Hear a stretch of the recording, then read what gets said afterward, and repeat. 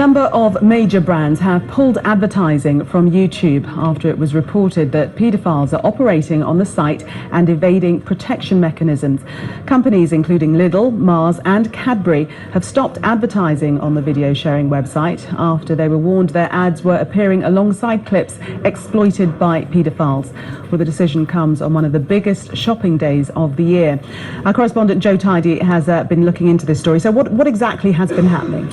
Well, you remember about 6 months ago there was that big row about ISIS propaganda videos being shown on YouTube and then big brands having their ads pop up on those videos, and it's about brands being associated with inappropriate content. This is slightly different. The content that brands are being associated with isn't inappropriate, it's the way that that content is being appropriated by paedophiles and predators online. So for example, if a young girl or boy posts a video of themselves dancing around in their bedroom on YouTube, perfectly innocent video, it's how that video is being viewed and shared by predators. For example, you could see a video that's been tagged as a certain in a certain way, for example with explicit content or explicit terminology, for example like naked girls or something like that, and it's a way that those videos are then picked up by other paedophiles, and the views go higher and higher, which means the advertising starts being put on those videos, which means these brands are being associated with content that is being used in the wrong way. We have heard from this morning from various companies. You said there about Lidl and Mars, they've pulled their advertising, and also Adidas are considering it as well. So these big companies are reacting very quickly to this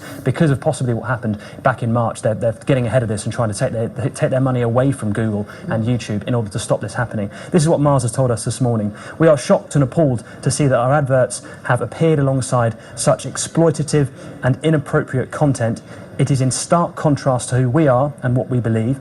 We have taken the decision to immediately suspend all our online advertising on YouTube and Google globally.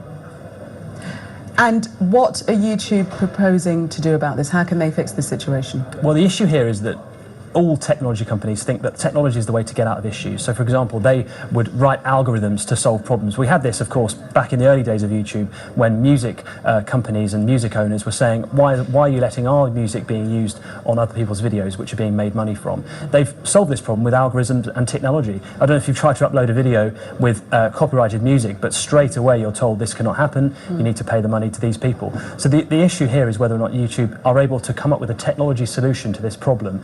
Other people are saying, no, that's simply not the case. You need human intervention where people can say, this is wrong. What's happening on your website is wrong. For example, I saw a video earlier, it's a perfectly innocent video of a 14-year-old pool party, teenage girl posting her pool party vlog.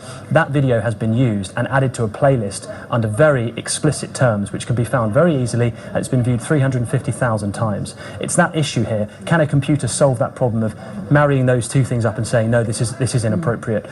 We have heard from YouTube this morning that said, content that endangers children is abhorrent and unacceptable to us. We have clear policies against videos and comments on YouTube which sexualise or exploit children, and we enforce them aggressively whenever alerted to such content. We've recently toughened our approach to videos and comments featuring children, which may not be illegal but give cause for concern.